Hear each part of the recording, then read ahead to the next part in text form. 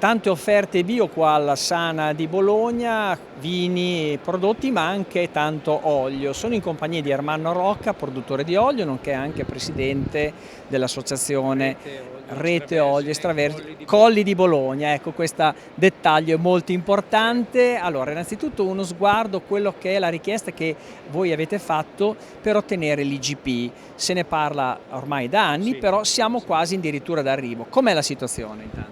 La situazione è, diciamo, a un punto addirittura d'arrivo, sì, e speriamo che i tempi è al vaglio della Comunità Europea, è a Bruxelles dal 2 ottobre 2024, dopo aver superato, diciamo, l'analisi della Regione Emilia-Romagna e del Ministero delle Politiche Agricole.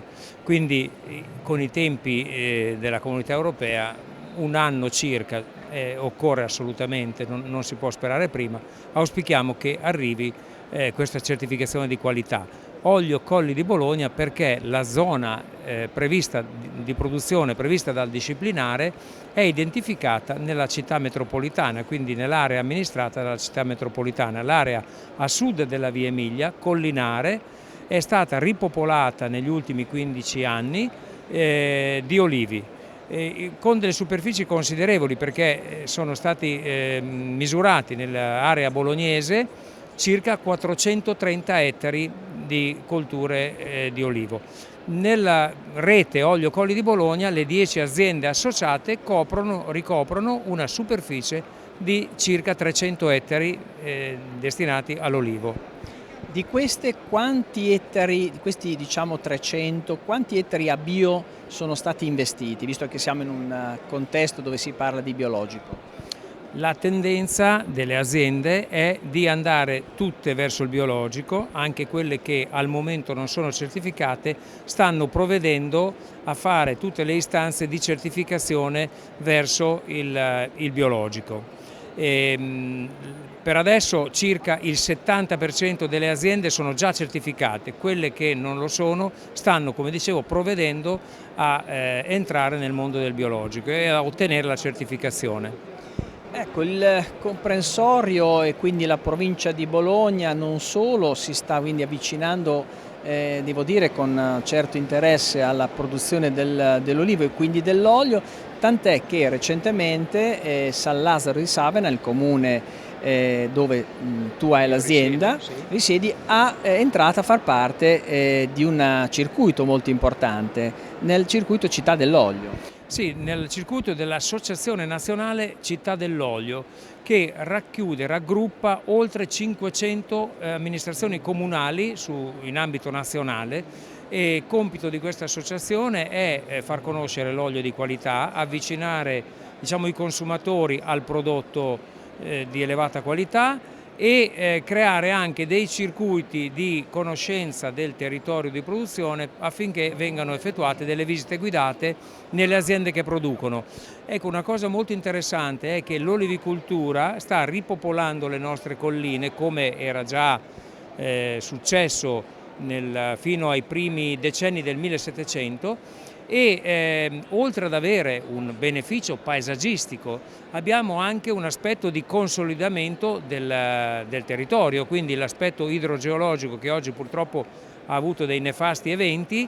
In futuro insomma, si auspica che ci sia più presenza di agricoltori e anche un miglioramento dell'assetto idrogeologico del territorio. La stagione trascorsa, quindi quella del 2024, ha creato problemi, diciamo, il clima in termini produttivi per l'olio, e mi riferisco a quello emiliano, Bologna, quello emiliano e anche Romagnolo, dove c'è una vasta area produttiva. Sì, i problemi sono stati sempre di natura climatica e soprattutto pluviometrica, cioè le grandi piogge, abbondanti piogge che si sono verificate nel periodo della maturazione, quindi parliamo da settembre a ottobre, hanno fatto sì che il frutto abbia assorbito troppa acqua dal suolo e quindi al momento della frangitura avevamo una quantità di acqua eccessiva rispetto alle annate precedenti. Questo incide sulla resa. Se noi pensiamo che normalmente su 100 kg, quindi un quintale di olive, si estraggono dai 12 ai 15 chilogrammi di olio, quest'anno abbiamo ottenuto la metà, la media della zona bolognese, ma non solo, perché anche in alcuni territori delle Marche e della Toscana ci sono stati questi problemi, è stata tra l'8 e il 10%, quindi a scapito dei produttori.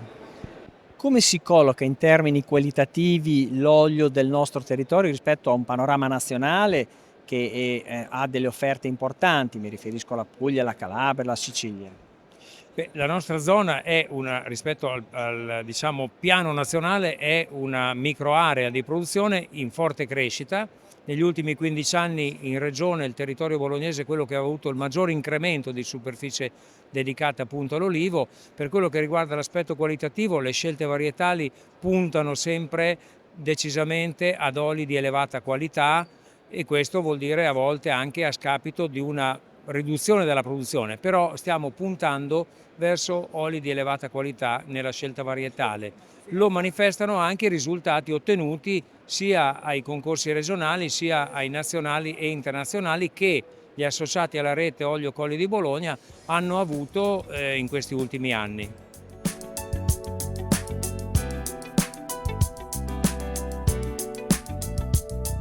Qua siamo nel padiglione dell'Emilia Romagna e parlando di Emilia Romagna non si può parlare che di Lambrusco, anche di Lambrusco, in questo caso di Lambrusco di Sorbara. Barbara Paltrinieri, un'azienda storica del territorio, un vino, quello che è del Graspa Rossa ma anche del Sorbara in questo caso, che consente di bere qualche calice in più, perché comunque oltre alla qualità c'è anche diciamo una gradazione alcolica che consente di, non dico di esagerare, ma insomma ti dà il piacere anche un po' della quantità, non solo della qualità. Esatto, proprio così.